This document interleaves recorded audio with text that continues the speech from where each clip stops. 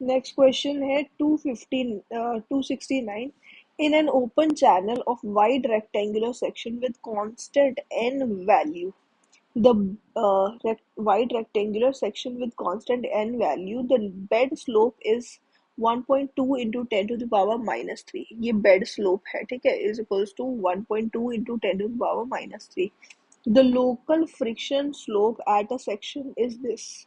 Local friction slope जो है वो हमें दी गई है 1.05 into 10 to the power minus 3, ठीक है, जो कि हमारी स्लोप ऑफ एनर्जी लाइन होगी, ठीक है, ये हो जाएगी टोटल एनर्जी लाइन की slope. The local fraud number of the flow is, यहाँ पे फ्रॉड नंबर जो है वो फ्लो का दिया गया है, ये हो जाता है 0.8. The local rate of variation of depth with longitudinal distance along the flow direction is. Local variation of depth यानी कि dy बाई dx पूछा गया आपको कि क्या होगा इसका फॉर्मूला, या फॉर्मूला में जब पुट करोगे तो किस तरीके से वो दिखेगा इनमें से, ठीक है. तो ये हो जाता है S not minus S E upon 1 minus fraud number का स्क्वायर. एफ आर लिख लो, एफ ई लिख लो, एक ही बात है. एस नॉट हमारा है 1.2 into 10 to the power minus 3 और एस ई है 1.05 into 10 to the power minus 3 upon 1 minus f r Froude number 0.8 इसका स्क्वायर, ठीक है. 10 टू द पावर माइनस 3 को हम कॉमन निकाल सकते हैं, 1.2 माइनस 1.05 अपॉन 1 माइनस 0.64, ठीक है, ये हो जाएगा. और जो कि हमारा कौन सा ऑप्शन है, ये यहाँ पे 64, ये वाला डी ऑप्शन हो जाएगा, डी लिखा भी हुआ है. Question number 270. Before passage of a surge, the depth and velocity of flow at a section are 1.8 meter and 3.72 meter per second. Surge wave से के पास करने से पहले डेप्थ ऑफ फ्लो क्या थी हमारी और वेलोसिटी ऑफ फ्लो क्या थी. डेप्थ ऑफ फ्लो थी हमारी 1.8 मीटर और वेलोसिटी ऑफ फ्लो थी 3.72 मीटर पर सेकेंड, ठीक है. तो ये हमारी वेलोसिटी और डेप्थ थी. And after passage they are 0.6 meter and 7.56 meter per second respectively. फिर पास करने के बाद, सर्ज वेव के पास करने के बाद वेलोसिटी ऑफ फ्लो 0.6 मीटर होगी और स्पीड जो है वो 7.56 मीटर पर सेकेंड होगी, ठीक है. तो ये हमारी वेलोसिटी और डेप्थ हो गई. The speed of the surges, अब हमें सर्ज की स्पीड निकालनी है. तो स्पीड ऑफ द सर्ज क्या आएगी यहाँ से, ये हो जाएगी y1 v1 minus y2 v2 upon यहाँ पे y1 माइनस y2, ठीक है. ये हमारी हो जाएगी स्पीड ऑफ द सर्ज जो कि 1.8 इंटू 3.72 माइनस यहाँ पे होगी 0.6 इंटू 7.56 डिवाइडेड बाय 1.8 माइनस 0.6. इसकी वैल्यू आ जाएगी 1.8 मीटर पर सेकेंड, ठीक है. ए पार्ट हमारा आंसर हो गया. नेक्स्ट क्वेश्चन है a rectangular open channel carries a discharge of 15 metre cube per second when the depth of flow is 1.5 metre and the bed slope is 1:1440.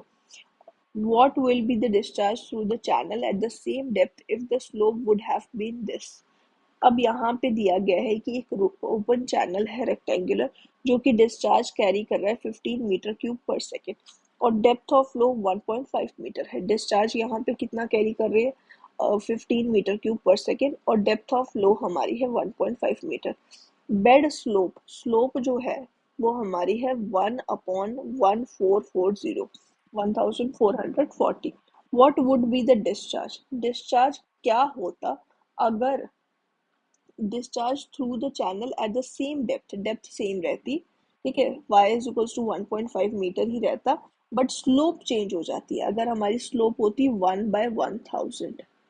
अब यहाँ पे अगर हम बेनिंग्स फॉर्मूला देखें, डिस्चार्ज जो है, डिस्चार्ज हमारा हो जाएगा 1/n एरिया इंटू आर की पावर में 2/3 एस की पावर में 1/2 एस नॉट हो जाएगा बेड स्लोप, ठीक है. तो यहाँ पे कंसिडर अगर हम ये करके चलें क्योंकि हमारी डेप्थ ऑफ फ्लो सेम रह रही है तो हम ये कंसिडर कर सकते हैं कि एरिया और हाइड्रोलिक रेडियस ये दोनों सेम रह रही है. तो डिस्चार्ज का रिलेशन जो स्लोप के साथ है ना, स्लोप की discharge is proportional to root of bed slope, ठीक है।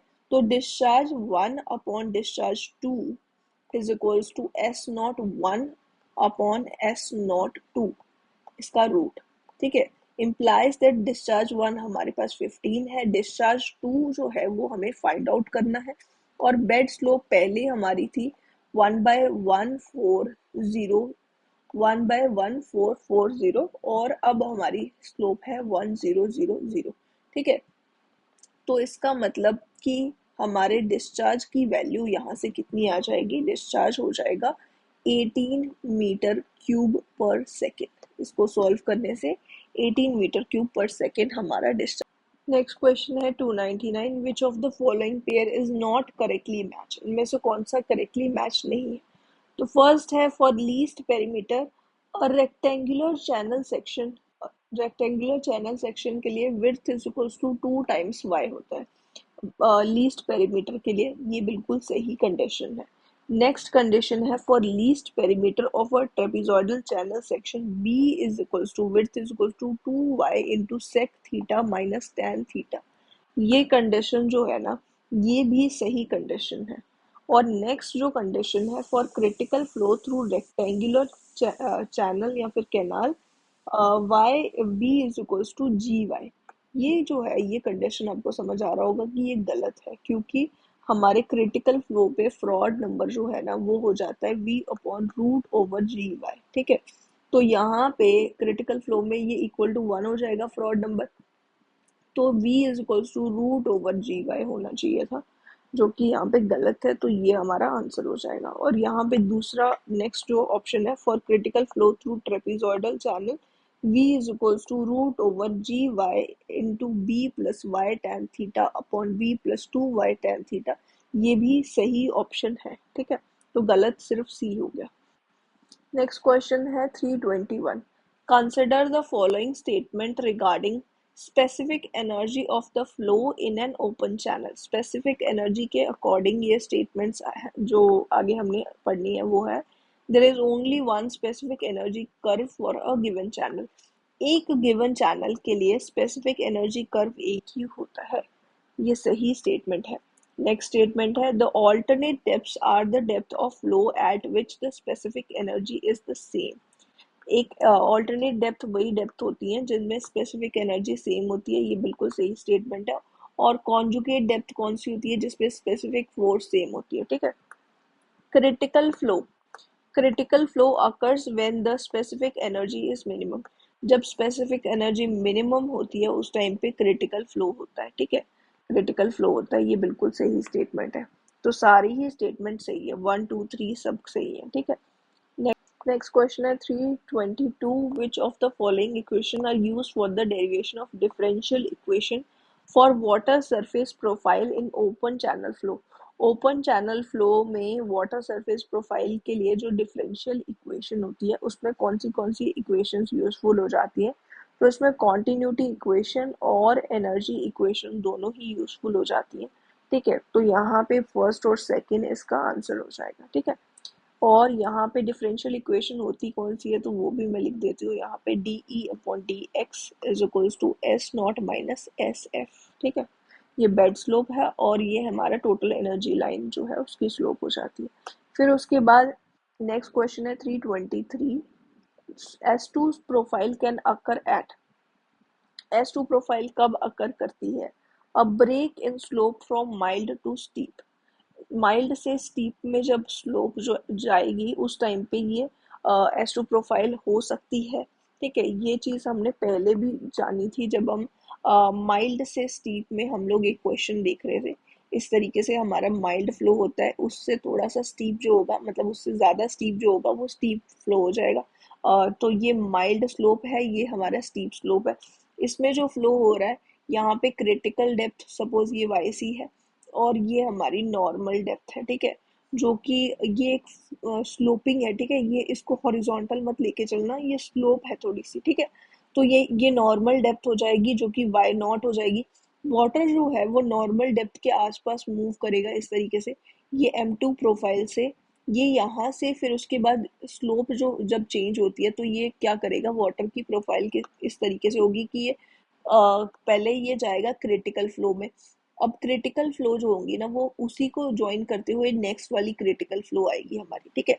और जो स्टीप स्लोप है उसके केस में नॉर्मल डेप्थ नीचे होती है, ठीक है, तो वाई नॉट नीचे आ जाएगी। अब यहाँ से ये क्रिटिकल फ्लो को क्रॉस करेगा और स्लोप जो स्टीप स्लोप के केस में क्रिटिकल स्लोप से नीचे जाएगा, क्रिटिकल फ्लो से भी नीचे जाएगा और इसी तरीके से ये मूव करते रहेगा, जो कि S2 प्रोफाइल में ये मूव करेगा, ठीक है। यहाँ पे S1 है और इसके नीचे Y0 के नीचे S3 प्रोफाइल आनी थी, ठीक है। और यहाँ पे YC के नीचे M3 आनी है और उससे ऊपर Y0 के ऊपर जो है ये M1 है, ये M2 यहाँ पे है, इसके बीच में, ठीक है। तो यहाँ पे ये M2 से S2 प्रोफाइल में जाता है।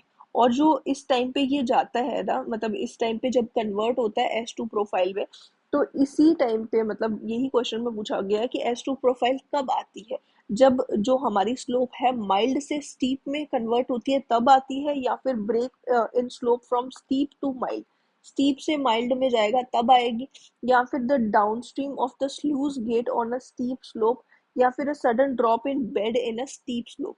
तो उसमें से कब आएगी हमारी S2 प्रोफाइल, ये पूछा गया है, और जिसका answer first question number 324, in a standing wave flume the depth of flow in the throat region. Standing wave flume जो है उसमें डेप्थ ऑफ फ्लोड जो होगी, डेप्थ ऑफ फ्लो होगी जो थ्रोट रीजन में, वो कितनी होगी, क्रिटिकल डेप्थ से ज़्यादा होगी, कम होगी, या उसके बराबर होगी, यही ऑप्शन है। तो ये कुछ एक वेंचुरी मीटर की तरह, वेंचुरी फ्लूम की तरह ही होता है, ठीक है।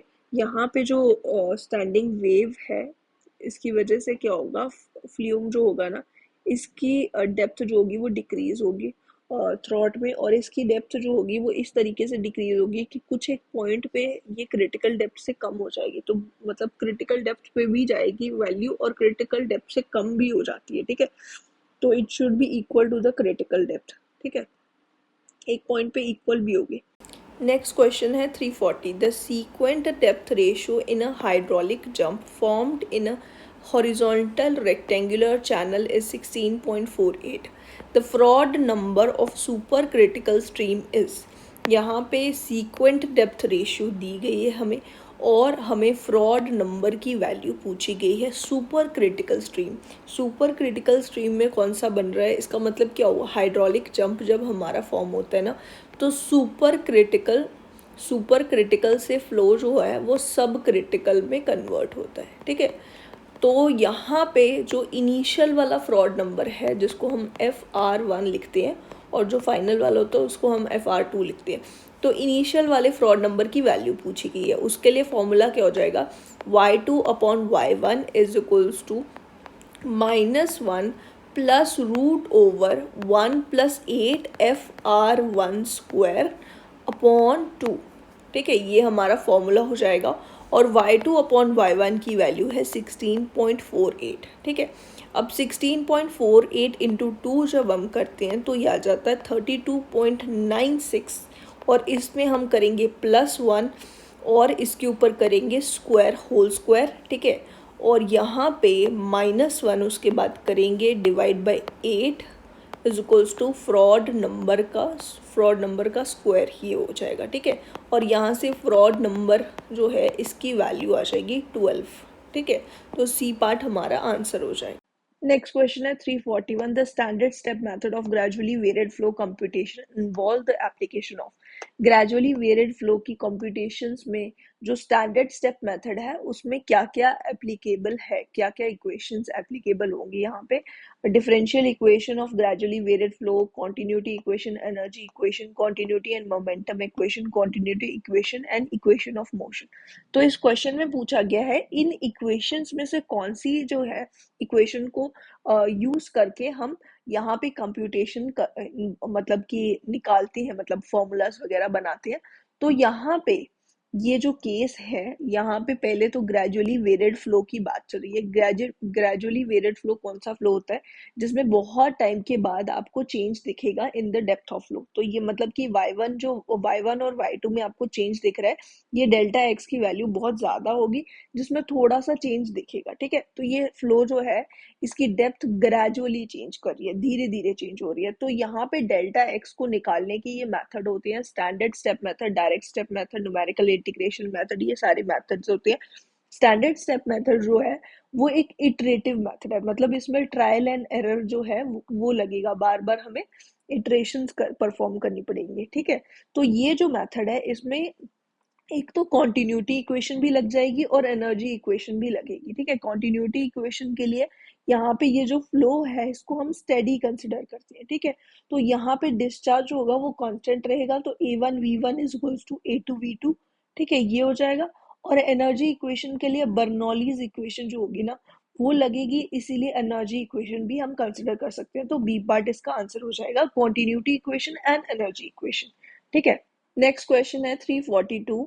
यहाँ पे लिस्ट वन और लिस्ट टू को मैच करना है and select the correct answer using the codes given below. यहाँ पे कोड्स भी नीचे दिए हुए हैं जो कि हमने देखने हैं। ठीक है, तो फर्स्ट हमारा लिस्ट वन है और लिस्ट टू है। लिस्ट वन में दिया गया है पॉजिटिव सर्ज ट्रेवल्स अपस्ट्रीम, और लिस्ट टू में दिया गया है कि कब पॉजिटिव या नेगेटिव सर्ज जो होगी वो ट्रेवल करेगी।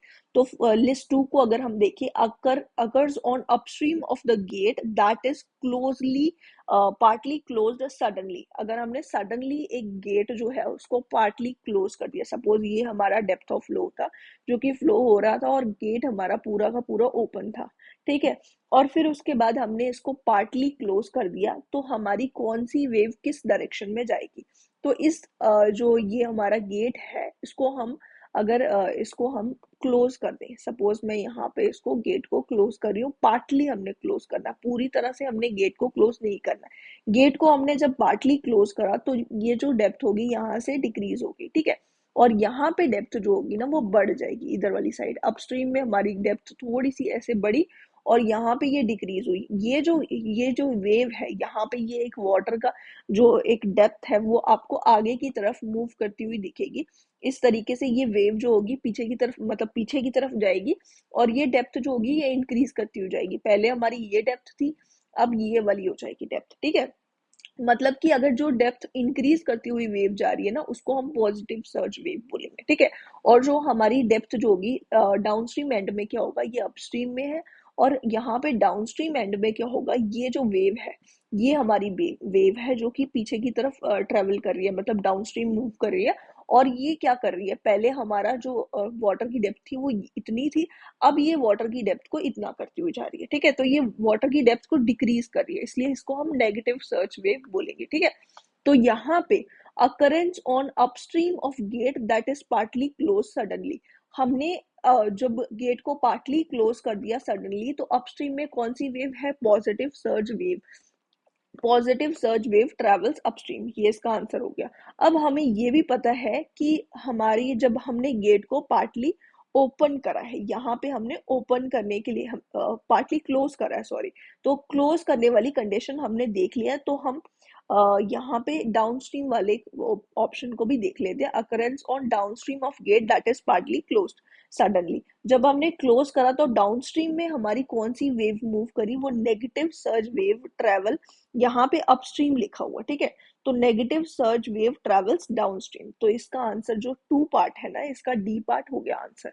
ए का वन है और डी का हमारा टू है।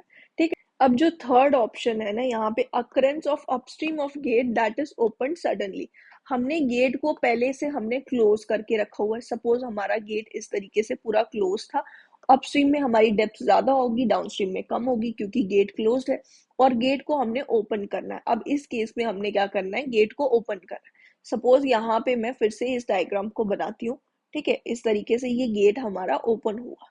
ठीक है, और यहाँ पे क्या होगा, अब यहाँ पे डाउनस्ट्रीम की अगर हम बात करें तो ये एक वेव जो होगी ना इस तरीके से वेव हमारी बनेगी। ठीक है, और ये वेव आगे की तरफ मूव करती हुई जाएगी और डेप्थ को इंक्रीज करती हुई जाएगी। ठीक है, पहले हमारी ये वाई डेप्थ थी, अब ये डेप्थ होगी वाटर की, तो मतलब ये पॉजिटिव सर्च वेव जो है वो डाउनस्ट्रीम ट्रेवल कर रही है।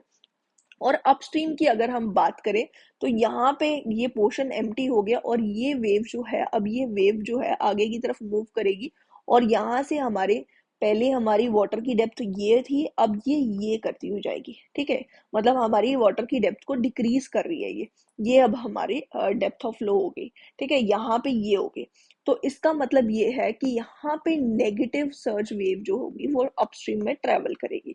तो अपस्ट्रीम में नेगेटिव सर्ज वेव ट्रेवल करेगी, ठीक है। और इसको जब हम ओपन करते इस गेट को जब हम, हाँ, ओपन करेंगे सडनली, तो यहाँ पे अपस्ट्रीम के बारे में लिखा हुआ ये है डाउनस्ट्रीम का ऑप्शन, यहाँ पे डाउनस्ट्रीम वर्ड लिखा हुआ है ना। तो अपस्ट्रीम की अगर हम बात करें, occurrence of upstream of get that is open suddenly, upstream में यहाँ पे नेगेटिव सर्ज वेव जनरेट हो रही है, और अगर हम डाउनस्ट्रीम की बात करेंगे तो एक पॉजिटिव सर्ज वेव जनरेट हो रही है। तो इसका आंसर 4 हो गया, इसका आंसर 3 हो गया, 1 4 3 हमारा आंसर हो गया, जो कि ए पार्ट है।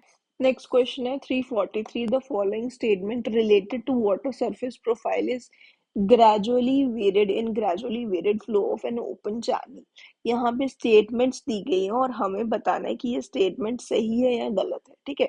तो स्टेटमेंट की अगर हम बात करें, फर्स्ट स्टेटमेंट है M1 and S1 curve meet Y naught line, यानी कि normal depth line asymptotically and tend to be horizontal as y tends to infinity. तो यहाँ पे हमें ग्रेजुअली वेरिएड फ्लो में जो फ्लो प्रोफाइल्स होती है उससे रिलेटेड क्वेश्चन पूछा गया है, माइल्ड से रिलेटेड और स्टीप से रिलेटेड, ठीक है। तो माइल्ड प्रोफाइल की पहले हम बात करते हैं। NDL लाइन यानी कि वाई नॉट लाइन जो है ना, उस पे जब भी कोई प्रोफाइल मिलेगी इस तरीके से वो मिलेगी कि वो उसके साथ मीट नहीं कर पाएगी, मतलब इस तरीके से वो उसको मिलने की कोशिश करेगी और ऐसा एज्यूम करा जाता है कि वो कहीं इन्फिनिटी पे जाके ये दोनों जो लाइंस है ये मीट करेंगी, ठीक है। तो इसी बिहेवियर को एसिम्प्टोट बिहेवियर बोला जाता है। तो यहाँ पे ये जो लाइन है M1 लाइन, इसको एसिम्प्टोटिकली मिल रही है, ठीक है। तो पहली चीज ये हो गया M1, ये मतलब कि ये सही है हमारी स्टेटमेंट। दूसरी स्टेटमेंट M1 से रिलेटेड ये दी गई थी कि ये इन्फिनिटी पे जाके ये जो y जो है, जब इसकी वैल्यू इन्फिनिटी हो जाएगी तब जाके ये जो प्रोफाइल है ये हॉरिजॉन्टल हो जाती है। तो आप देख सकते हो इस तरीके से ये हॉरिजॉन्टल हो रही है, ठीक है। तो ये स्टेटमेंट भी, मतलब ये वाला पॉइंट भी सही है इस स्टेटमेंट में। और दूसरा S1 के लिए भी सेम यही चीजें बताई गई है, ठीक है। तो S1 प्रोफाइल ये वाली प्रोफाइल है, यहाँ पे आप देख सकते हो जब ये इन्फिनिटी में मिलती है तो ये हॉरिजॉन्टल हो जाती है, मतलब इसकी जो स्लोप होती है ना यहाँ पे ये S0 हो जाती है, यहाँ पे दी गई है। तो ये स्लोप S0 हो जाएगी जो बेड स्लोप के बराबर हो जाएगी, तो ये हॉरिजॉन्टल हो जाती है, ऐसा हम मान के चलते हैं, ठीक है।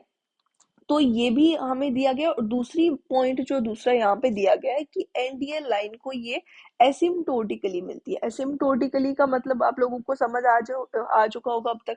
लेकिन यहाँ पे देखो फर्स्ट एट जो हमारी फर्स्ट वाली प्रोफाइल है वो आपको कहीं पे भी एनडीएल से मिलती हुई दूर दूर तक नजर नहीं आ रही होगी, सीडीएल लाइन से वो मिल रही है, लेकिन यहाँ पे एनडीएल से वो नहीं मिल रही है। तो एक तरह से देखा जाए तो ये स्टेटमेंट जो है ये गलत है, बट इसका आंसर जब आप देखोगे तो इसको सही कंसिडर करा जाता है, ठीक है। तो यहाँ पे हमें क्या कहा गया, इन जनरल बिहेवियर की बात करी गई है कि एनडीएल लाइन को जब एक फ्लो प्रोफाइल मिलती है तो वो उसे एसिम्प्टोटिकली मिलती है, तो जो कि बिल्कुल सही बात है। तो उस वे में इस क्वेश्चन का आंसर अगर हम चाहे कंसिडर करना तो इसको हम करेक्ट कंसिडर कर सकते हैं। पर S1 की वो जो लास्ट हमने पॉइंट देखा उसके हिसाब से ये गलत भी हो सकता है, ठीक है। तो फर्स्ट जो है इसको मतलब ऑप्शन में तो सही दिया गया है, तो अगर आपको क्वेश्चन कभी भी आए तो आपको सही कंसिडर करके चलना है। सेकेंड स्टेटमेंट है M2 and S2 curve meet Y0 line normally and YC line asymptotically। Y naught line को M2 और S2 जो है वो एसिम्प्टोटिकली मिल रहे हैं। यहाँ पे M2 की अगर हम बात करें, वाई नॉट को ये एसिम्प्टोटिकली मिल रहा है, मतलब एनडीएल लाइन को बिल्कुल सही है। दूसरा S2 जो है एनडीएल लाइन को एसिम्प्टोटिकली मिल रही है, ये भी बिल्कुल सही है, ठीक है। यहाँ पे भी आप देख सकते हो कि मतलब इस तरीके से ये मीट कर रही है कि ये इसको मतलब हॉरिजॉन्टल एक तरह से हो रही है और मीट नहीं कर रही है, ये दोनों लाइंस जो होंगी वो कभी भी मीट नहीं कर रही है। ये जाके हम ऐसा कंसिडर करते हैं कि इन्फिनिटी पे जाके ये मीट करेगी, ठीक है। तो यहाँ पे भी S2 पे ये जो है S2 प्रोफाइल एनडीएल को इन्फिनिटी पे मीट कर रही है। और दूसरा यहाँ पे हमें दिया गया था कि YC जो है वाई सी यानी कि हमारी जो क्रिटिकल डेप्थ है इस मतलब यहाँ पे पहले M2 and S2 curve meet Y naught line normally, ये क्वेश्चन दिया मतलब क्वेश्चन में दिया गया था, जो कि गलत स्टेटमेंट हो जाता है। ये इसको एसिम्प्टोटिकली मिल रही है, और वाई सी लाइन के लिए लिखा गया कि एसिम्प्टोटिकली मिल रही है, जबकि वाई सी लाइन के लिए अगर आप देखोगे तो वाई सी यहाँ पे ये क्रिटिकल डेप्थ लाइन के लिए होता है। तो इसको ये परपेंडिकुलर ऑलमोस्ट बहुत ही ज्यादा स्टीप होती है, तो ऑलमोस्ट ये ऑर्थोगोनली इसको मिल रही है, जिसको परपेंडिकुलर ही हम बोलते हैं उसी को हम ऑर्थोगोनली बोल देते हैं। तो ये इसको ऑर्थोगोनली मिल रही है, जो कि तो इसका मतलब ये हो गया कि दोनों ही ये जो पॉइंट्स है गलत है, ये वाला भी गलत है और ये नॉर्मली वाली बात भी गलत है, तो सेकेंड पॉइंट हमारा गलत हो गया। थर्ड ऑप्शन हमारा है M3 and S3 curve meet Y C line normally and also meet the channel bed normally. यहाँ पे M3 और S3 कर्व जो है उसके बारे में लिखा गया कि वाई सी लाइन को नॉर्मली मिल रही है। यहाँ पे अगर हम देखें ये M3 जो है इसको नॉर्मली मिल रही है, ऑर्थोगोनली नॉर्मली हम इसको बोल सकते हैं, ठीक है। और अगर हम S3 की बात करें तो ये वाई सी लाइन जो है, यहाँ पे वाई सी लाइन है, इसको ये नॉर्मली नहीं मिल रहा है। दूर से ही अगर हम देख रहे हैं यहाँ पे इन जनरल कर्व की बात करें तो वाई सी लाइन को ये कर्व जो होती है वो नॉर्मली ही मिलता है, एक कर्व कोई भी होगा तो। S3 लाइन यहाँ पे इसको नहीं मिल रहा है, पहली बात, ठीक है। दूसरी बात इन्होंने लिखी हुई है यहाँ पे एक तो ये लिखा हुआ है and meet the channel bed normally, channel bed को ये नॉर्मली मिल रही है, ऐसा बताया गया है। नॉर्मली मिल रहे हैं ये यहाँ पे अगर हम देखें यहाँ पे कुछ एक स्लोप आएगी हमारी, ठीक है। जो हमारी स्लोप की वैल्यू एग्जैक्ट हमें नहीं पता होती है, इसको हम कुछ भी स्लोप कंसिडर कर सकते हैं। सपोज इसको SA कंसिडर कर लेते हैं, ठीक है। यहाँ पे कोई भी स्लोप आ सकती है, ठीक है। ये ऊपर वाली जो स्लोप है हमारी ये हमारी फिक्स होती है, S0 यहाँ पे वैल्यू आएगी। लेकिन जो नीचे हमारी बेड के साथ स्लोप बनती है ना वो हमारी फिक्स नहीं होती है, और ये नॉर्मली इसको बिल्कुल नहीं मिल रही है। S3 की भी अगर हम बात करें ये नॉर्मली नहीं मिल रही है, तो ये हमारी स्टेटमेंट जो होगी ना थर्ड वाली भी गलत। फोर्थ स्टेटमेंट हमारी है C1 and C3 curves will be slightly curved if Chase's equation is used, otherwise they tend to be straight lines। Chase's equation का अगर हम यूज करते हैं तो वो स्लाइटली कर्व्ड होंगी ये जो कर्व्स हैं, और बाकी जो लाइंस मतलब बाकी अगर इसको नहीं यूज करा जाएगा तो ये स्ट्रेट लाइंस बन जाएंगी। तो हमारा जो क्रिटिकल स्लोप है इसमें जो फ्लो होता है ना ये स्ट्रेट लाइन नहीं होगा, ये इस तरीके से कर्व्ड ही होगा, ठीक है। तो यहाँ पे ये वाली स्टेटमेंट भी हमारी गलत हो जाती है, चाहे हम चेजेस इक्वेशन यूज करें चाहे मेनिंग्स इक्वेशन यूज करें। तो हमने मेनिंग्स और चेजेस दोनों की इक्वेशंस देखी हुई है और दोनों में ही ये स्ट्रेट लाइन नहीं होता है, तो ये स्टेटमेंट गलत है। बट यहाँ पे जब भी आप आंसर देखोगे ना ये थर्ड स्टेटमेंट भी हमारी गलत है। यहाँ पे ये नॉर्मली बेड के साथ नहीं मिलता है, फर्स्ट वाली इसकी जो पॉइंट था कि वाई सी लाइन के साथ ये नॉर्मली मिलता है वो चीज सही थी, बट ये चैनल बेड के साथ नॉर्मली नहीं मिलता है। बट बुक्स में कई बार मेंशन किया होता है, इसको हम 90 डिग्री अप्रोक्सीमेट ले लेते हैं कि ये 90 डिग्री पे मिलता है, तो ये स्टेटमेंट भी आप सही लेके चल सकते हो। अगर आपको क्वेश्चन मिल जाता है तो इस क्वेश्चन का आंसर 1 and 3 हो जाएगा हमारा करेक्ट आंसर, ठीक है। नेक्स्ट क्वेश्चन है 344। In a supersonic flow a divergent passage result in. यहाँ पे क्वेश्चन में दिया गया है कि अगर सुपरसोनिक फ्लो है और एक डाइवर्जेंट पैसेज है, डाइवर्जेंट पैसेज होगा, कन्वर्जेंट पैसेज आपको पता होगा कि वो कन्वर्ज करता है इस तरीके से, ठीक है। डाइवर्जेंट पैसेज होगा वो डाइवर्ज करेगा, ठीक है। तो ये जो डाइवर्जेंट पैसेज है इसमें क्या होगा, वेलोसिटी और प्रेशर डेंसिटी इन सब चीजों के बारे में पूछा गया कि वेलोसिटी प्रेशर डेंसिटी, और यहाँ पे यही तीनों चीजें जो है इनके बारे में पूछा गया है कि ये इनमें से कौन सी चीज डिक्रीज या इंक्रीज करेगी। तो जो गवर्निंग इक्वेशन है ना वो हमारी ये इक्वेशन हो जाती है। इस इक्वेशन में ए हमारा एरिया है, ठीक है। ए हमारा एरिया है, एम हमारा मैक नंबर है, ठीक है। MACH मैक नंबर, ठीक है, ये हमारा मैक नंबर हो जाएगा। और V हमारी वेलोसिटी है, ठीक है। तो ये हमारी वेलोसिटी हो गई।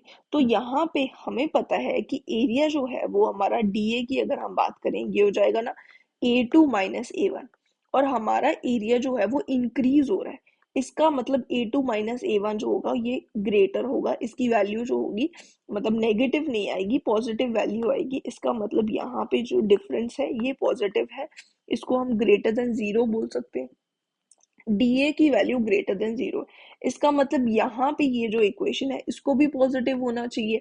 अब यहाँ पे अगर हम बात करें सुपरसोनिक फ्लो की बात चल रही है ना, यहाँ पे सुपरसोनिक फ्लो दिया गया है, मैक नंबर सुपरसोनिक फ्लो के लिए 1 से 6 के बीच में होता है, ठीक है, सॉरी 6 से 10 के बीच में होता है, ठीक है, सुपरसोनिक फ्लो में।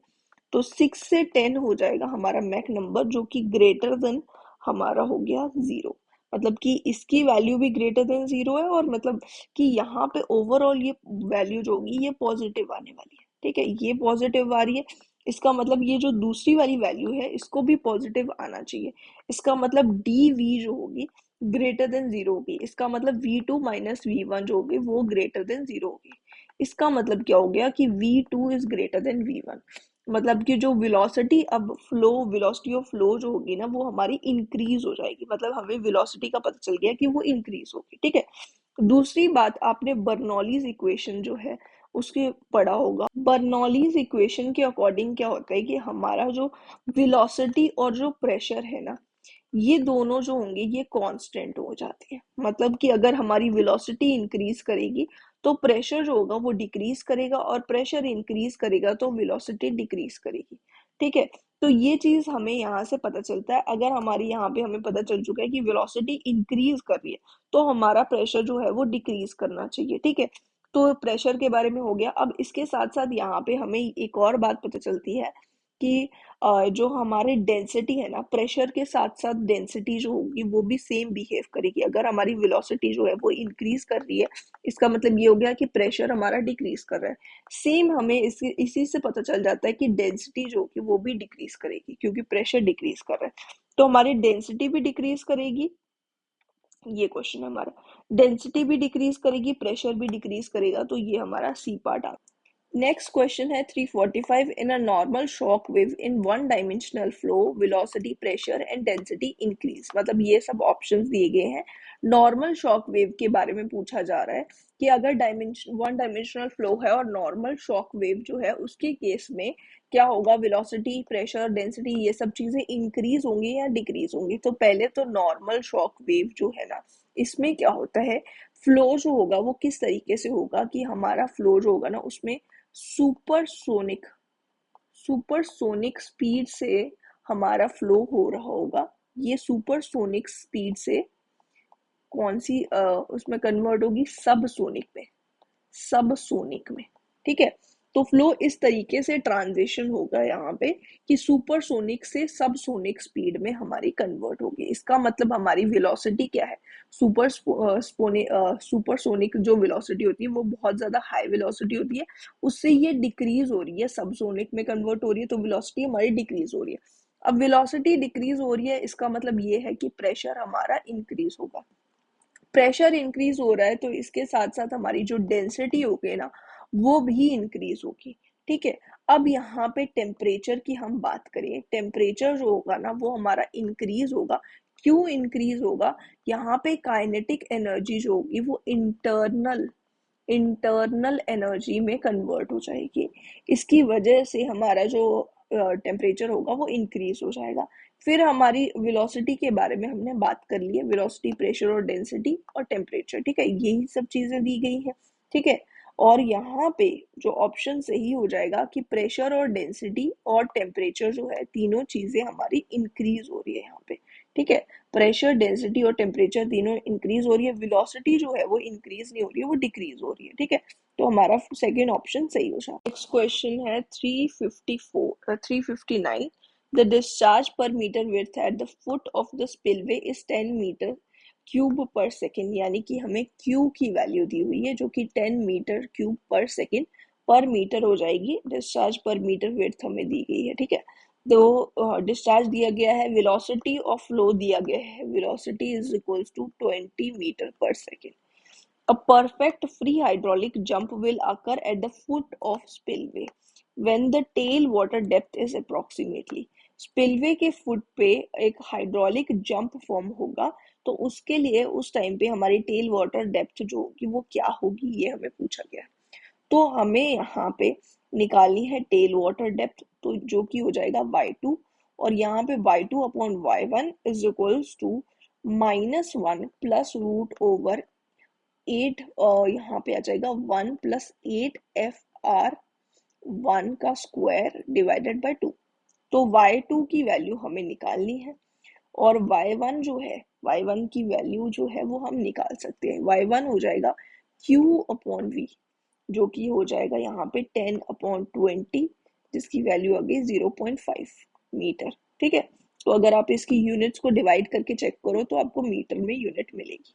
ठीक है, तो यहाँ पे ये आ जाएगा 0.5 into -1 plus √1 plus 8 into fraud number की वैल्यू हम कैसे निकाल सकते हैं। फ्रॉड नंबर का फॉर्मूला होता है हमारा v अपॉन √GD। ठीक है, ये फॉर्मूला होता है।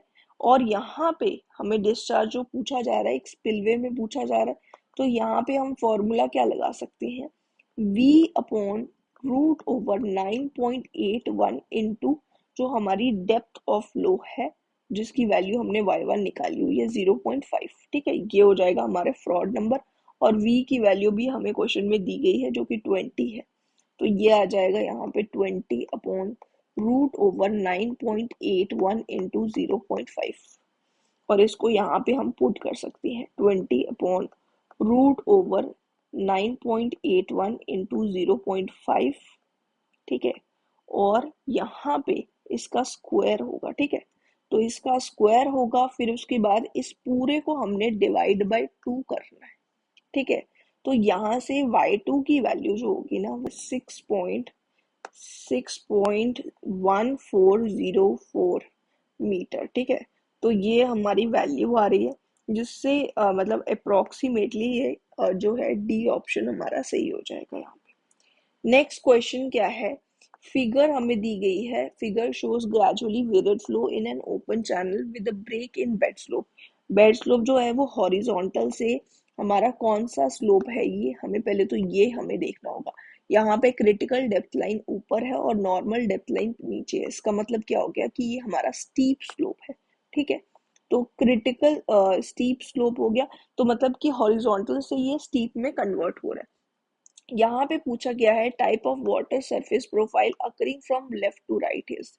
यहाँ पे हमारी वाटर सरफेस की प्रोफाइल किस तरीके से होगी, तो यहाँ पे प्रोफाइल कुछ इस तरीके से होगी कि पहले हमारा जो हॉरिजॉन्टल है उसके केस में क्रिटिकल डेप्थ लाइन से ऊपर वाटर फ्लो कर रहा होगा। ठीक है, फिर उसके बाद वो क्रिटिकल को क्रॉस करके, क्योंकि हमारी स्टीप स्लोप हो रही है, उसके बाद तो वाटर जो होगा वो उसकी डेप्थ नीचे होगी, थोड़ी डिक्रीज हो जाएगी, तो वो यहाँ नीचे आएगा और फिर उसके बाद वाटर फ्लो करने लग जाएगा। ठीक है, तो ये जो है यहाँ पे इस तरीके का हमारा कर्व बनेगा। तो अगर हम देखें तो हमारा ये जो है सीडीएल से ऊपर वाला जो कर्व होता है ना, वो कौन सा होता है, सीडीएल से ऊपर हॉरिजॉन्टल के केस में सीडीएल से ऊपर जो कर्व होता है वो H2 होता है। मतलब यहाँ पे हम क्या कंसिडर करते हैं कि जो हमारा एनडीएल है, ये हो जाएगा पहले तो H2, जो एनडीएल है हम उसको इन्फिनिटी पे कंसिडर करके चलते हैं। ठीक है, और सीडीएल पे ये इस तरीके से परपेंडिकुलरली ऑलमोस्ट ये मिलता है, और यहाँ पे ये इस तरीके से इसको हम लेके चल सकते हैं। ठीक है, तो इस तरीके का कुछ कर्व होगा, और ये दूसरा वाला जो कर्व है एनडीएल पे ये जो होगा ये किस तरीके से एसिम्प्टोटिकली मिलेगा, कुछ इस तरीके से होगा, और एनडीएल और सीडीएल के बीच में स्टीप के केस में, तो इसका मतलब ये S2 है, S2 सॉरी S2 है, तो मतलब कि हमारा जो बी पार्ट है ये हमारा करेक्ट आंसर हो जाता है। नेक्स्ट क्वेश्चन है हमारा 378, given that g acceleration due to gravity and r is hydraulic mean depth, Darcy-Weisbach friction factor is related to Manning's rugosity coefficient. यहाँ पे n और जो हमारा Darcy-Weisbach फ्रिक्शन फैक्टर होता है, जिसको हम f से डिनोट करते हैं, ये दोनों के बीच में रिलेशन पूछा गया है। ठीक है, तो हम दोनों के फॉर्मूलाज लिख देते हैं। Darcy-Weisbach का जो फॉर्मूला होता है वो जाता है ये head loss due to friction के लिए होता है, ये हो जाता है FLV² अपॉन 2GD। ठीक है, ये हमारा फॉर्मूला हो जाता है। और दूसरा जो हमारा मेनिंग्स का फॉर्मूला होता है वो होता है 1/n r की पावर में 2/3 s की पावर में 1/2। ठीक है, अब यहाँ पे इन दोनों फॉर्मूलाज को हमने यूज करना है, तो यहाँ पे हम क्या करेंगे, यहाँ पे आपको वेलोसिटी दिख रही है और इसमें यहाँ पे वेलोसिटी है, तो हम क्या करेंगे, वेलोसिटी की वैल्यू इसमें सब्स्टिट्यूट कर देते हैं। वेलोसिटी की वैल्यू इस फॉर्मूला से इसमें सब्स्टिट्यूट करेंगे तो ये आ जाएगा H F is equals to F L, और v की जगह आ जाएगा 1/n, r की पावर में 2/3, s की पावर में 1/2 और इसका स्क्वायर डिवाइडेड बाय 2gd। ठीक है, और यहाँ से ये जो एच एफ अपॉन एल कर देंगे इसको, मतलब ये वाला एल जो है ये हम डिनोमिनेटर में लेके आएंगे लेफ्ट साइड में, और यहाँ पे ये हो जाएगा एफ इंटू 1/n², आर की पावर में 4/3, एस की पावर पे 1 हो जाएगा सिंपली। ठीक है, अपॉन 2gd। ठीक है, अब ये एच एफ अपॉन एल है, इसको हम एस लिख सकते हैं, यानी कि स्लोप लिख सकते हैं। तो S is equals to F, इसकी पावर में 1/n², आर की पावर में 4/3 एंड एस अपॉन 2gd। अब यहाँ पे हम देखें तो s और s कैंसिल हो जाएंगे हमारे, और अब हम क्या कर सकते हैं, f की वैल्यू निकाल सकते हैं। बट उससे भी पहले आपको ये देखो, यहाँ पे जो फॉर्म मतलब ये फॉर्म में दिया हुआ है ना, तो g, n और r यही है हमारे पास, सिर्फ जो मतलब वेरिएबल्स आपको दिख रहे हैं, मतलब यही सब चीजें होनी चाहिए। यहाँ पे हमारे पास d भी है, तो इसको भी हम चेंज करेंगे पहले। ठीक है, तो f की वैल्यू पहले तो मैं लिख देती हूँ 2gd अपॉन, और इसके साथ n² भी आएगा ऊपर, और नीचे r की पावर 4/3। अब d को मैं कैसे लिख सकती हूँ, d को मैं कैसे चेंज कर सकती हूँ, तो यहाँ पे हम लोगों को पता है कि जो r है, r की वैल्यू d/4 हो जाती है, मतलब हाइड्रोलिक मीन रेडियस जो होता है सर्कुलर पाइप के केस में इसका d/4 हो जाती है वैल्यू। तो यहाँ पे 2g/4 और डिवाइड बाय 4 करा, तो इसीलिए इसको मैं d/4 को r लिख रही हूँ। ठीक है, तो इंटू n² अपॉन r की पावर में 4/3, तो ये हो जाएगा 8g/n²। ठीक है, 8g और n², r को मैं नीचे लेके जा रही हूँ, और यहाँ पे r की पावर में 4/3 -1 हो जाएगा, जिसकी वैल्यू क्या आएगी, 8g/n² अपॉन r की पावर में 1/3। ठीक है, ये हमारी इक्वेशन बनी है, ये f की वैल्यू है। तो 8g/n² अपॉन r की पावर में 1/3, ए पार्टी इसका आंसर हो जाएगा। ठीक, नेक्स्ट क्वेश्चन है 394, विच of the following pair of types of flow and situation is not correctly match, इसमें से कौन सा करेक्टली मैच नहीं है। तो सबसे पहले non uniform flow velocity changes magnitude with distance. तो यहाँ पे नॉन यूनिफॉर्म और यूनिफॉर्म की हम लोग बात कर लेते हैं। यूनिफॉर्म फ्लो वो होता है जिसकी प्रॉपर्टी जो होती है with respect to distance constant रहती है। ठीक है, तो यहाँ पे जब हम del P upon del X लिखेंगे तो इसकी वैल्यू 0 आएगी। तो ये प्रॉपर्टी जैसे कि वेलोसिटी ही होगी, ये कांस्टेंट रहेगी विद रिस्पेक्ट टू डिस्टेंस। तो यहाँ पे लिखा हुआ है नॉन यूनिफॉर्म फ्लो के लिए। नॉन यूनिफॉर्म फ्लो जो है उसमें प्रॉपर्टी जो होती है वो कांस्टेंट नहीं रहती है। ठीक है, तो इसलिए del P upon del X की वैल्यू नॉट इक्वल टू 0 आएगी। Velocity changes magnitude with distance, तो ये सही ऑप्शन है। नेक्स्ट ऑप्शन है यूनिफॉर्म फ्लो में flow in a channel bend.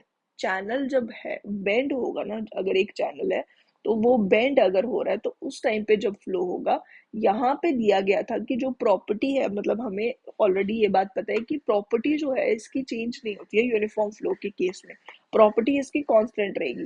तो यहाँ पे अगर हम देखें तो हमारी जो वेलोसिटी है, वेलोसिटी की ही अगर हम बात करें तो वेलोसिटी कांस्टेंट नहीं रह रही है। ठीक है, वेलोसिटी चेंज होगी, तो इसीलिए ये जो ऑप्शन है ये हमारा गलत ऑप्शन है। ठीक है, तो नेक्स्ट अगर हम बात करें स्टेडी फ्लो में, स्टेडी फ्लो में velocity does not change with time, बिल्कुल सही स्टेटमेंट है। स्टेडी और अनस्टेडी के केस में अगर हम बात करें, स्टेडी केस मतलब स्टेडी फ्लो के केस में क्या होता है, property remains constant but with respect to time. ठीक है, टाइम के रिस्पेक्ट में होता है, और ये पहला जो था ये विद रिस्पेक्ट टू स्पेस था।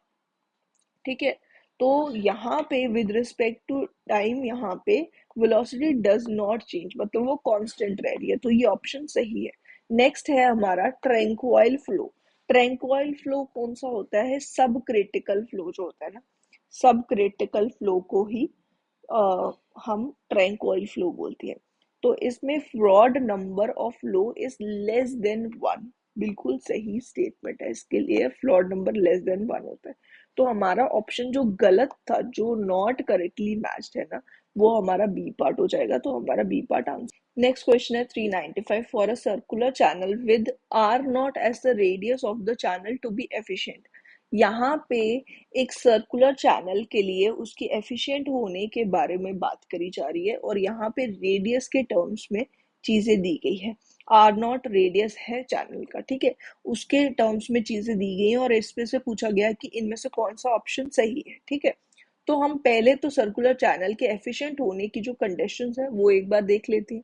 सबसे पहले तो यहाँ पे हमारी कंडीशन होती है फॉर मैक्सिमम वेलोसिटी। सिर्फ सर्कुलर चैनल ऐसा होता है जिसमें मैक्सिमम वेलोसिटी और मैक्सिमम डिस्चार्ज अलग अलग सेक्शंस के लिए आते हैं, ठीक है। अगर हमें मैक्सिमम डिस्चार्ज चाहिए उसके लिए अलग कंडीशंस है, और अगर हमें मैक्सिमम वेलोसिटी चाहिए उसके लिए अलग कंडीशंस है, ठीक है। तो अगर हम पहले मैक्सिमम वेलोसिटी की बात करें, ये हमारा सर्कुलर चैनल है। डेप्थ ऑफ फ्लो जो है वो इतनी है हमारी। अगर हमारी डेप्थ ऑफ फ्लो इतनी है तो जो इसके एंड पॉइंट्स हैं, यहाँ से हम सेंटर पे जो एंगल ड्रॉ करेंगे कि कितना एंगल आएगा, ये हमारा हो जाता है टोटल 2 थीटा, और इसका हाफ जो होगा उसको हम थीटा कंसिडर करते हैं, ठीक है। तो यहाँ पे ये हो जाएगा, और स्मॉल डी से हम डिनोट कर रहे हैं हमारी डेप्थ ऑफ फ्लो को। तो यहाँ पे मैक्सिमम वेलोसिटी की अगर हम कंडीशन देखें पहले, तो डी हो जाएगा, स्मॉल डी हो जाएगा 0.81 कैपिटल डी। ये आप लोगों ने बहुत बार सुना होगा, 0.81 डी आपको याद होगा। अब यहाँ पे क्वेश्चन में जो दिया गया है ना, वो रेडियस के टर्म्स में लिखा गया है, ठीक है। तो हम 0.81 इंटू 2 R0 इसको लिख देते हैं, जिसकी वैल्यू क्या आ जाएगी 1.62 R0, ठीक है। तो एंगल जो सेंटर पे सबटेंड हो रहा है जो कि 2 थीटा है, तो वो हो जाता है 257 डिग्री 30 मिनट्स, ठीक है। तो ये एंगल हो जाता है, और इसको अगर हम सिर्फ थीटा की बात करें तो 128 डिग्री 45 सेकेंड्स हो जाएगा इसके केस में, ठीक है। मैक्सिमम वेलोसिटी का केस हो गया। फिर उसके बाद मैक्सिमम डिस्चार्ज का जो केस होता है, उसमें डाया जो है मतलब डेप्थ ऑफ फ्लो जो है डी, वो हो जाती है 0.95 डी, ठीक है। और इसी को अगर हम 0.95 इंटू 2 R0 लिख दे, डी को 2 R लिख सकते हैं ना हम, तो इसीलिए ये आ जाएगा 1.9 R0, ठीक है, ये हो जाएगा।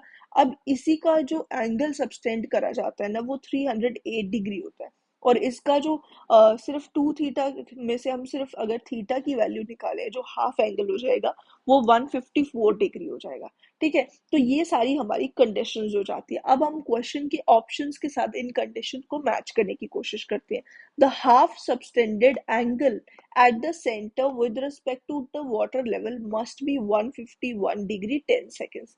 यहाँ पे ये लिखा गया है कि ये मस्ट बी, ये वाला एंगल 151 डिग्री 10 सेकेंड्स वाला एंगल मस्ट बी होना चाहिए हाफ सबटेंडेड एंगल, यानी कि ये थीटा की वैल्यू दी गई है, लेकिन यहाँ पे सिर्फ मस्ट बी वर्ड लिख दिया गया, और वेलोसिटी मैक्सिमम है या डिस्चार्ज मैक्सिमम है कुछ नहीं लिखा गया, तो ये ऑप्शन हमारा गलत हो जाता है, ठीक है। नेक्स्ट ऑप्शन है हमारा depth of flow must be 0.88 R0। ये भी मस्ट बी लिखा गया है, और कोई कंडीशन नहीं दी गई है वेलोसिटी और डिस्चार्ज से रिलेटेड, तो ये भी आंसर हमारा गलत हो जाएगा। नेक्स्ट ऑप्शन है depth of maximum velocity must be 1.62 R0। अब इस टाइम पे मैक्सिमम वेलोसिटी वाली कंडीशन हमें दी गई है, और इसके साथ साथ बताया गया है कि हमारी depth of flow maximum velocity के केस में 1.62 R0 होगी, जो कि बिल्कुल सही है, जो कि हमने देखा भी। यहाँ पे ये 1.62 R0 आ रही है, ठीक है, ये हमने ऑलरेडी देख लिया। तो यहाँ पे नेक्स्ट ऑप्शन अगर हम देखें, पहले तो ये वाला ऑप्शन सही ही हो जाता है, बट हम नेक्स्ट फिर भी देख लेते हैं। The half subtended angle at the centre with respect to water level must be 90 degree. एक तो यहाँ पे 90 डिग्री दिए गए हैं, जो कि दोनों में से किसी एक केस में भी नहीं होता, ऊपर से मस्ट भी लिखा गया है और कोई कंडीशन नहीं दी गई है, तो ये भी ऑप्शन गलत हो जाएगा, सी पार्ट हमारा सही है। नेक्स्ट क्वेश्चन है 396। The loss of energy in a hydraulic jump formed in a rectangular channel is given by. यहाँ पे लॉस ऑफ एनर्जी के बारे में पूछा गया है, तो ये हमें फॉर्मूला याद रखना है। Delta E is equals to y2 minus y1 का whole cube upon 4 y1 y2। y1 y2 जो है वो हमारी जो डिफरेंट डेप्थ्स होती हैं, सीक्वेंट डेप्थ जिसको हम बोल सकते हैं, ये हमारी है, ठीक है। तो ये फॉर्मूला इस डेप्थ के टर्म्स में ये फॉर्मूला होता है जो कि आपको याद रखना है। तो ए पार्ट ही सही हो जाएगा, बाकी पार्ट्स जो हैं उसमें अलग फॉर्मूलाज दिए गए हैं, बट हमारा फॉर्मूला यही होता है, ठीक है, ए पार्ट ही। नेक्स्ट क्वेश्चन है 397, विच of the following statement is not correct. इनमें से कौन सी स्टेटमेंट गलत है। तो फर्स्ट स्टेटमेंट है specific energy in is the total energy above the floor of an open channel.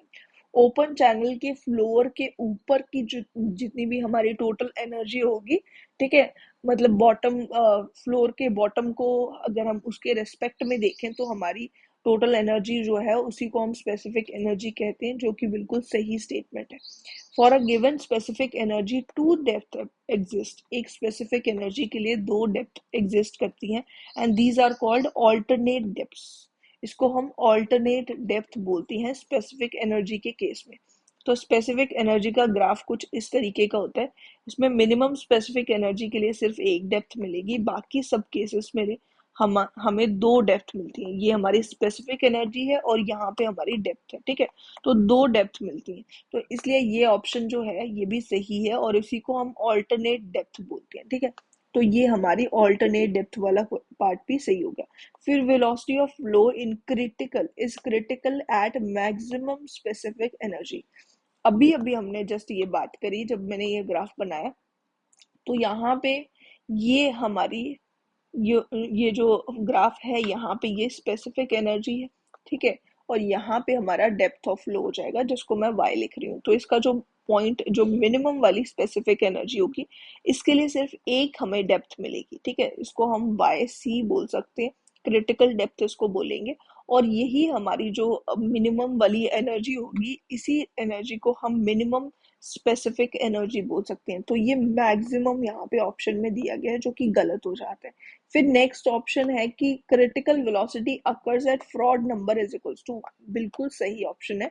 Fraud number इस टाइम पे हमारा यहाँ पे 1 आएगा। फ्रॉड नंबर 1 होगा तभी हमारा फ्लो क्रिटिकल फ्लो होगा, और उस टाइम पे हमारी स्पेसिफिक एनर्जी मिनिमम होगी और उसके साथ साथ डेप्थ जो होगी उसको हम बोलेंगे क्रिटिकल डेप्थ। तो डी पार्ट भी सही है, और यहाँ पे स्टेटमेंट में हमें नॉट करेक्ट पूछा गया था, इसलिए हमारा सी पार्ट जो है वो सही आंसर हो जाता है। नेक्स्ट क्वेश्चन है 398, which of the following pair of situation and type of water surface profile is not correctly match.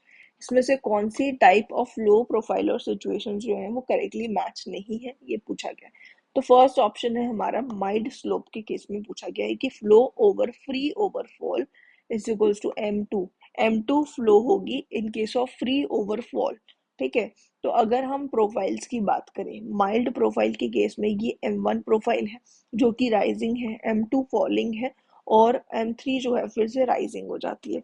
और m2 के बारे में ही ये पूछा जा रहा है कि फ्री ओवरफॉल के टाइम पे फ्लो किस तरीके की होगी। तो फ्री ओवरफॉल के टाइम पे इसी तरीके की फ्लो होगी जो जाके क्रिटिकल में मिल रही होगी और फिर उसके बाद आगे फ्लो कर रही होगी, ठीक है। तो M2 प्रोफाइल जो है वो बिल्कुल सही ऑप्शन है इसका, ठीक है। तो ये राइट आंसर है।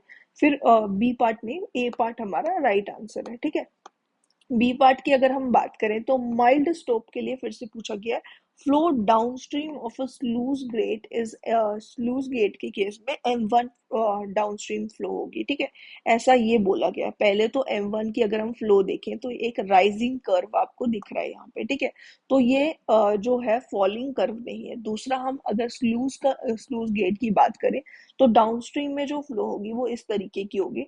तो यहाँ पे जो फ्लो है, ये फ्लो डेप्थ जो होगी क्रिटिकल डेप्थ से कम होती है। और जबकि हम जो फर्स्ट वाला जो हमारा M1 प्रोफाइल होती है, इसमें फ्लो जो है depth of flow greater than normal depth and greater than critical depth होती है। तो ये ऑप्शन हमारा गलत हो जाएगा, बी पार्ट हमारा गलत हो गया। उसके बाद है C part critical slope flow downstream of a sluice gate C3 critical slope के लिए लिखा गया। अगर हमारी क्रिटिकल स्लोप है तो स्लूज गेट के डाउनस्ट्रीम में हमारी C3 जो होगी वो हमारा फ्लो कर्व होगा। तो C3 कर्व को अगर हम देखें तो कुछ इस तरीके का कर्व होता है जिसमें क्या होता है कि हमारी डेप्थ ऑफ फ्लो क्रिटिकल और नॉर्मल डेप्थ यहाँ पे बराबर होती है, तो क्रिटिकल से ये कम होती है डेप्थ ऑफ फ्लो। और अभी अभी हमने बात करी है कि जो डाउनस्ट्रीम ऑफ स्लूस गेट होगा वहां पे डेप्थ क्रिटिकल से कम होगी, तो C3 प्रोफाइल इसके लिए बिल्कुल सही हो जाती है, सी पार्ट हमारा सही हो गया।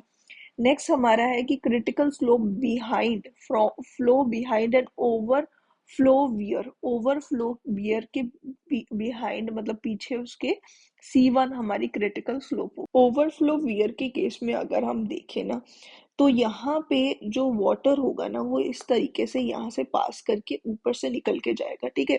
तो वाटर जो होगा वो यहाँ पे स्टोर्ड होगा, इस तरीके से यहाँ पे रुका हुआ होगा, और वाटर की जो फ्लो प्रोफाइल होगी ये क्रिटिकल डेप्थ से ऊपर होगा वाटर, ठीक है। वाटर का जो यहाँ पे मतलब डेप्थ होगी वो क्रिटिकल डेप्थ से ऊपर होगी, तो यहाँ पे जो प्रोफाइल होगी क्रिटिकल अगर स्लोप है उसके केस में C1 प्रोफाइल हो जाएगी, ठीक है। तो C1 प्रोफाइल इसका आंसर हो जाता है, जो कि यहाँ पे दिया भी है, तो ये सही ऑप्शन है, ठीक है, ये हमारा सही ऑप्शन है। बाकी हमारे जितने भी ऑप्शंस है वो सब सही है, बस बी पार्ट हमारा गलत है, तो बी पार्ट इसका आंसर हो जाएगा। नेक्स्ट क्वेश्चन है 399, match list 1 surface profile and list 2 description of the profile and select the correct answer using the codes given below the list. यहाँ पे एक लिस्ट 1 दी गई है जिसमें प्रोफाइल के नाम दिए हुए हैं, और लिस्ट 2 जो है उसमें डिस्क्रिप्शन दी हुई है, ठीक है। और हमें यहाँ पे प्रोफाइल्स को मैच करना है और फिर उसके बाद कोड्स के अकॉर्डिंगली आंसर करना है। तो सबसे पहले तो हम क्या करते हैं, हमें जो जो प्रोफाइल्स दी गई हैं उसके साथ साथ प्रोफाइल बना देते हैं। जैसे ये M2 प्रोफाइल है ना, यहाँ पे अगर हम M2 प्रोफाइल देखें, इस तरीके से ये NDL लाइन के साथ एसिम्प्टोटिकली यहाँ पे मीट करती है, ठीक है, और यहाँ पे CDL लाइन के साथ ये नॉर्मली मीट करेगी, ठीक है।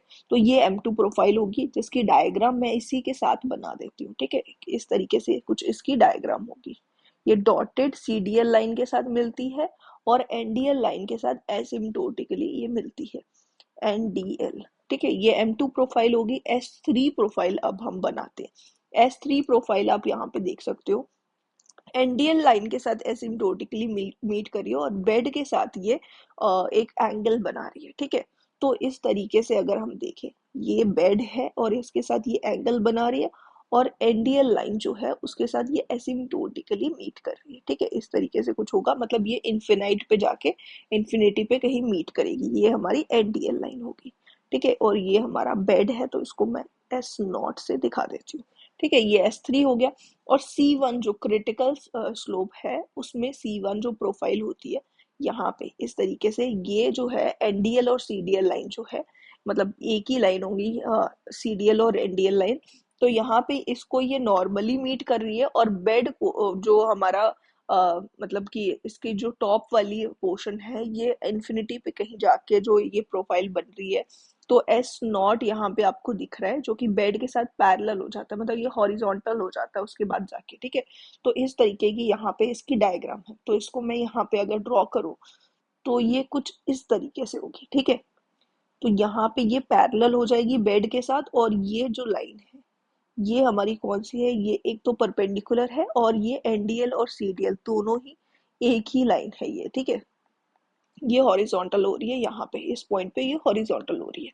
तो उसके बाद A3 हमें प्रोफाइल दी गई है। A3 प्रोफाइल अगर हम देखें, इस तरीके की A3 प्रोफाइल है जो कि CDL लाइन के साथ परपेंडिकुलरली मीट कर रही है, और जो हमारी बेड है बेड के साथ ये एक स्लोप बना रही है, ठीक है। तो यहाँ पे अगर हम ड्रॉ करें तो ये बेड के साथ एक स्लोप बना रही है, ठीक है। ये सपोज इसका बेड है, ये इसका बेड हो गया, और यहाँ पे कुछ स्लोप है, फिर उसके बाद यहाँ बेड पे S0 हम लोग लिख देते हैं, और ये जो लाइन थी इसके साथ ये परपेंडिकुलर थी, ये हमारी CDL लाइन थी, ठीक है। CDL लाइन के साथ ये परपेंडिकुलर थी। फिर उसके बाद अगर हम यहाँ पे अब इनको मैच करें, यहाँ पे मैं CDL लिख ही देती हूँ, ठीक है। अब हम ऑप्शंस रीड करते हैं। Convex upward asymptote to the horizontal at downstream end, downstream end पे ये हॉरिजॉन्टल के साथ एक एसिम्प्टोट बनाता है, और इसके साथ साथ ये दिया गया है कि depth increasing with downstream, downstream जाते जाते इसकी डेप्थ जो है वो इंक्रीज हो रही है, ठीक है। तो यहाँ पे अगर हम देखें, इसकी डेप्थ जो होगी वो इंक्रीज होगी with the downstream end, downstream end पे यहाँ पे डेप्थ इंक्रीज हो रही है और हॉरिजॉन्टल एसिम्प्टोट ये बना रहा है, ठीक है। यही दिया गया है, ठीक है, और कुछ तो मेंशन नहीं है। तो यहाँ पे S3 और C3 जो है, ये ऑप्शंस जो है ये हमें सही लग रहे हैं, ठीक है। और कॉन्वेक्स अपवर्ड है, तो ये भी मतलब सही हो जाता है, कॉन्वेक्स अपवर्ड वाली चीज, ठीक है। तो यहाँ पे नेक्स्ट ऑप्शन है हमारे पास convex downward, upstream asymptote to the normal depth के साथ ऊपर ये एसिम्प्टोट बना रहा है with depth decreasing in the downstream direction, depth जो है वो डिक्रीज हो रही है डाउनस्ट्रीम एंड पे। यहाँ पे अगर हम देखें, पहले हमारी डेप्थ जो थी वो इंक्रीज हो रही थी, अब अगर हम M2 को देखें, यहाँ पे हमारी डेप्थ डिक्रीज हो रही है और NDL लाइन के साथ ये एक एसिम्प्टोट भी बना रहा है। तो ये जो है यहाँ पे M2 जो है ऑप्शन सही लग रहा है। और अगर हम देखें और कहीं पे भी इस तरीके की हमारे पास ऑप्शन नहीं है, तो M2 इसका सही हो गया, ए पार्ट का 2 हो गया आंसर। नेक्स्ट है depth increasing downstream and meet at an angle to CDL, CDL line को ये कुछ एक एंगल पे मीट करता है और इसकी डेप्थ जो है वो इंक्रीज हो रही है डाउनस्ट्रीम एंड पे। तो यहाँ पे अगर हम देखें तो इसकी डेप्थ जो है वो इंक्रीज हो रही है और CDL लाइन को ये एक एंगल पे ही मीट कर रहा है। तो हम A3 इसका C पार्ट का A3 लेके चल सकते हैं। A curve with an inflection point, इसका इन्फ्लेक्शन पॉइंट भी है इस कर्व का। इन्फ्लेक्शन पॉइंट क्या होता है कि जो कर्व होता है ना वो अगर अपना साइन चेंज करे, ठीक है, सपोज ये यहाँ पे कॉनकेव था, ठीक है, और ये कॉन्वेक्स बन गया, ठीक है। तो इस चीज को जब जिस पॉइंट पे वो चेंज करता है उसको इन्फ्लेक्शन पॉइंट बोला जाता है, ठीक है। तो यहाँ पे अगर हम इस डायग्राम में देखें, पहले आपको कर्व जो होगा वो इस तरीके से कॉनकेव यहाँ पे ये दिख रहा है, और यहाँ पे अगर हम देखें, अगर इसको थोड़ा सा एक्सटेंड करें तो ये कॉन्वेक्स बन रहा है, ठीक है। तो कॉन्वेक्स अपवर्ड ये बन रहा है। तो यहाँ पे इसका मतलब ये हो गया कि ये जो ऑप्शन है ये 3 का A3 बिल्कुल सही है। नेक्स्ट ऑप्शन है हमारे पास convex upward and depth increases in flow direction asymptote to the NDL at the downstream end, downstream end पे ये एसिम्टोड है to the NDL line, downstream end पे ये एसिम्टोड है टू द NDL लाइन, ठीक है। और इसकी मतलब मूवमेंट के साथ साथ डेप्थ इंक्रीज हो रही है इन द फ्लो डायरेक्शन के साथ साथ इसकी डेप्थ इंक्रीज हो रही है। तो ये जो है S3 और C3 में से हम देख रहे थे, यहाँ पे C3 नहीं था, ये C1 होगा, ठीक है। तो NDL के साथ ये डाउनस्ट्रीम एंड पे ये बना रही है एसिम्टोट, तो ये S3 जो है ये बिल्कुल सही पार्ट हो जाएगा इसका, 4 का आंसर S3 हो जाएगा। तो इसका मतलब ये जो फर्स्ट वाला है ये C3 नहीं होगा, ये C1 होगा, तो इसका मतलब इसका ऑप्शन C1 जो है वो C1 सही हो जाएगा, ठीक है। तो C1 पार्ट हमारा बिल्कुल सही है फर्स्ट वाले के लिए। अब हम लिख सकते हैं, तो हमें पता चल जाता है कि फर्स्ट का 2 है, ये हमने ऑलरेडी देख लिया, और जो बी पार्ट है S3 जो है वो 4 का है, और सी पार्ट जो है, जो कि सी पार्ट है ये C1, अगर हम देखें तो C1 हमारे फर्स्ट वाले ऑप्शन का है, तो यहाँ पे 1 आ जाएगा। और डी जो है, डी किसके लिए है, A3, ये 3 के लिए है, ठीक है। तो हमारा ऑप्शन कौन सा सही हो जाएगा, 2413, ए ऑप्शन हमारा सही। नेक्स्ट क्वेश्चन है 421, असर्शन हमें दी गई है कि eight critical state of flow the specific force in is a minimum for the given discharge. तो क्रिटिकल स्टेट पे जो स्पेसिफिक फोर्स होगी वो भी मिनिमम होती है और उसके साथ साथ स्पेसिफिक एनर्जी भी मिनिमम होती है फॉर अ गिवन डिस्चार्ज, ठीक है। तो ये स्टेटमेंट हमारी असर्शन जो है ये ट्रू है। For a minimum value of the specific force, the first derivative of force with respect to depth, force का first derivative with respect to depth जो है यहाँ पे दिया गया है यूनिटी होना चाहिए, जबकि यूनिटी नहीं होना चाहिए, ये 0 के बराबर होगा, तभी तो मिनिमम वैल्यू जो होगी वो हमें पता चलती है ना, जब भी इसको हम 0 से इक्वेट करेंगे, ठीक है। तो हमारा ये ऑप्शन गलत हो जाता है, ठीक है। तो यहाँ पे ए पार्ट इसका सही होगा, इसका ऑप्शन क्या होती है, इसका ऑप्शन जो होगा वो हमारा सी पार्ट सही हो जाएगा। यहाँ पे असर्शन रीजन में फर्स्ट जो होता है वो असर्शन और रीजन दोनों के दोनों ट्रू होते हैं, और असर्शन जो है वो रीजन की एक्सप्लेनेशन, मतलब रीजन जो है वो असर्शन की एक्सप्लेनेशन होती है। सेकंड पार्ट में हमें दिया जाता है कि दोनों ट्रू है और assertion और reason जो है एक दूसरे को एक्सप्लेन नहीं कर रहे हैं। थर्ड ऑप्शन होता है जिसमें दिया गया होता है कि फर्स्ट ट्रू है और सेकंड फॉल्स है, जो कि हमारा आंसर है इस केस में। और फोर्थ ऑप्शन हमारे पास होता है कि फर्स्ट वाला जो है वो फॉल्स है स्टेटमेंट, और जो रीजन दिया गया है वो ट्रू है। ठीक है, तो ये ऑप्शंस होते हैं जिसमें से सी पार्ट हमारा आंसर हो जाएगा। नेक्स्ट क्वेश्चन है 341। असर्शन दी गई है a major change minor change in specific energy at और close to the critical state will cause a major change in the depth. मतलब कि एक स्पेसिफिक एनर्जी के बारे में लिखा गया है कि अगर स्पेसिफिक एनर्जी जो है क्रिटिकल डेप्थ के पास में अगर इसमें थोड़ा सा भी चेंज होता है, स्पेसिफिक एनर्जी में थोड़ा सा चेंज होगा, तो हमारा जो डेप्थ है उसमें काफी ज्यादा चेंज आ जाएगा। डेप्थ जिसको हम एच या फिर वाई से डिनोट करते हैं, उसमें काफी बड़ा चेंज आ जाएगा, ऐसा दिया गया है। तो हम इसको फाइंड आउट कर सकते हैं। स्पेसिफिक एनर्जी का हमारा फॉर्मूला होता है Y plus V square upon two G. v जो कि हमारी वेलोसिटी है, इसको हम लिख सकते हैं डिस्चार्ज का स्क्वायर अपॉन एरिया का स्क्वायर इनटू टू जी। ठीक है, डिस्चार्ज अपॉन एरिया किया तो हमारा ये फॉर्मूला हो गया। अब इसको हम विद रिस्पेक्ट टू अगर y डिफरेंशिएट करेंगे तो यहाँ पे आ जाएगा 1 + क्यू स्क्वायर, और डिस्चार्ज जो है वो हमारा कांस्टेंट है, और ए जी, अब एरिया जो है उसको हम डिफरेंशिएट करते हैं अगर, तो ये आ जाएगा -2 ए की पावर में -1 और डी ए अपॉन -3 हो जाएगा ये। ठीक है, -2 माइनस उसके बाद -1, ऐसे होगा। मतलब ये होता है ना -2 इसके बाद -1। ठीक है, मतलब कि n की n इंटू एक्स की, यहाँ पे अगर हम डिफरेंशिएट में करके दिखाऊं, अगर हमें x की पावर में n को डिफरेंशिएट करना हो विद रिस्पेक्ट टू dx, तो ये हो जाता है n x की पावर में n-1। ठीक है, तो ये इस तरीके से हो गया। ठीक है, और विद रिस्पेक्ट टू y इसको हम लिख देंगे।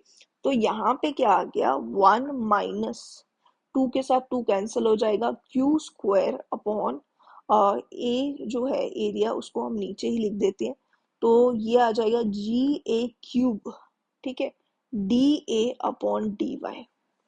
ये हो गया। अब यहाँ पे हम क्या करेंगे, DA अपॉन DY क्या हो जाता है, ये हमारा टॉप विड्थ जो होगी वो आ जाएगी सिंपली। ठीक है, तो ये बहुत छोटे से सेक्शन के लिए हम देखते हैं, तो हमारा ये almost DA upon DY top width के बराबर आ जाएगा। तो ये Q square upon T GA³। अगर ये फॉर्मूला आपने कहीं देखा होगा, आपको देख के लग रहा होगा कि ये फ्रॉड नंबर का स्क्वायर है। ठीक है, तो ये हो जाता है 1 - फ्रॉड नंबर का स्क्वायर DE अपॉन DY। अब अगर हम यहाँ से किसका फॉर्मूला निकालेंगे, यहाँ से हम डी वाई की वैल्यू अगर निकालें तो ये हो जाएगा डी ई अपॉन 1 - FR का स्क्वायर। और हमें पता है क्रिटिकल फ्लो के टाइम पे फ्रॉड नंबर की वैल्यू 1 हो जाएगी, तो नीचे हमारी वैल्यू जो होगी वो 0 हो जाएगी। मतलब कि अगर हमारी डी में बहुत छोटा सा चेंज आएगा तो डी वाई की वैल्यू जो होगी यहाँ पे कितनी आ जाएगी, डी वाई की वैल्यू जो होगी वो हमारी टेंस टू इंफिनिटी हो जाएगी। ठीक है, तो ये बिल्कुल सही स्टेटमेंट है, ये हमारी ट्रू स्टेटमेंट है। A critical state of flow is characterized by its fraud number being equal to unity। यही रीजन है, फ्रॉड नंबर यूनिटी के बराबर आ रहा है, 1 आ रहा है फ्रॉड नंबर, जिसकी वजह से ये इन्फिनिटी पे वैल्यू जा रही है, मतलब बहुत ज्यादा वैल्यू हो रही है। ठीक है, तो ये भी सही है और ये रीजन भी है, इसलिए ये ए पार्ट इसका आंसर हो जाएगा। नेक्स्ट क्वेश्चन है 436। 436 क्वेश्चन में assertion दी गई है, in a standing wave flow occurs in supercritical state so that discharge can be related to a depth upstream of flow। पहले तो स्टैंडिंग वेव फ्लूम जो होते हैं ना, ये एक तरीके की वेंचुरी फ्लूम है जिसकी हेल्प से हम डिस्चार्ज जो है वो फाइंड आउट करते हैं। ठीक है, डिस्चार्ज हमें पता चलता है। अब यहाँ पे क्या होता है, इसमें ना ये जो थ्रोट होगा ना, इसमें थ्रोट के अंदर जो होगी फ्लो वो क्रिटिकल होगा, क्रिटिकल फ्लो यहाँ पे होगा। तो यहाँ पे क्रिटिकल फ्लो होगा और इसके बाद में जो फ्लो होगा ना वो सुपर क्रिटिकल होता है। ठीक है, तो यहाँ पे क्या होता है कि इस चीज की वजह से पहले तो हमें यही लिखा गया है कि सुपर क्रिटिकल स्टेट में यहाँ पे फ्लो होगा, तो यहाँ पे क्या होता है कि एक हाइड्रोलिक जंप फॉर्म होता है, हाइड्रोलिक जंप फॉर्म होता है जिसकी वजह से जो आगे डाउनस्ट्रीम में जो डेप्थ होगी ना वो हमारी चेंज नहीं होगी, ठीक है, वो हमारी ये जो डेप्थ होनी चाहिए थी, जो फ्लो की डेप्थ होगी वो हमारी कॉम्प्रोमाइज नहीं होगी। तो इनिशियल जो डेप्थ होगी, जो हमारी इनिशियल यहाँ पे फ्लो डेप्थ होगी ना, वही हम लोग मेजर करके उसी से हम डिस्चार्ज फाइंड आउट कर सकते हैं, ठीक है। तो ये बिल्कुल सही स्टेटमेंट है, ये ट्रू है। रीजन क्या दिया गया है कि अ standing wave flume is a venturi flume opening under one condition in which hydraulic jump is formed. बिल्कुल सही है कि वेंचुरी फ्लूम ही है ये, और इसमें हाइड्रोलिक जंप फॉर्म होता है जिसकी वजह से जो हमारी डाउनस्ट्रीम एंड पे जो डेप्थ ऑफ फ्लो होगी वो हमारी चेंज नहीं होती है, ठीक है। तो ये बिल्कुल सही स्टेटमेंट है। यहाँ पे हाइड्रोलिक जंप जो है, स्टैंडिंग वेव इसको हम बोल सकते हैं, ठीक है। तो स्टैंडिंग वेव जो होगी उसी को हाइड्रोलिक जंप बोला जाता है, और इसमें स्टैंडिंग वेव फॉर्म होती है, इसीलिए इसका नाम स्टैंडिंग वेव फ्लूम है, ठीक है। तो दोनों ही करेक्ट ऑप्शंस है, और इसका ये रीजन भी है, करेक्टली इसको एक्सप्लेन कर रहा है, तो ये इसका आंसर हो जाएगा। Next question is 439. Assertion: any discharge will flow as critical in a wide rectangular channel whose bed slope is 1 in c square upon g. यहाँ पे हमें दिया गया है कि एक कोई भी discharge will flow as critical, critical की तरह फ्लो करेगा in a wide rectangular channel अगर बेड स्लोप जो होगी वो 1 इन सी स्क्वायर अपॉन जी होगी। तो यहाँ पे हम पहले तो देखते हैं कि हमारी जो वेलोसिटी होगी ना, क्रिटिकल फ्लो के टाइम पे Froude number is equals to 1 होता है ना, तो फ्रॉड नंबर हो जाता है velocity upon root G Y, ठीक है। रेक्टेंगुलर चैनल की हम लोग बात कर रहे हैं, वाइड रेक्टेंगुलर, तो ये डी की वैल्यू जो है वो यहाँ पे वाई हो जाएगी, तो v is equals to root G Y हो जाएगा सिंपली, ठीक है। ये इसलिए लिख दिया था मैंने डायरेक्टली, तो एक्सप्लेन भी कर दिया यहाँ पे मैंने।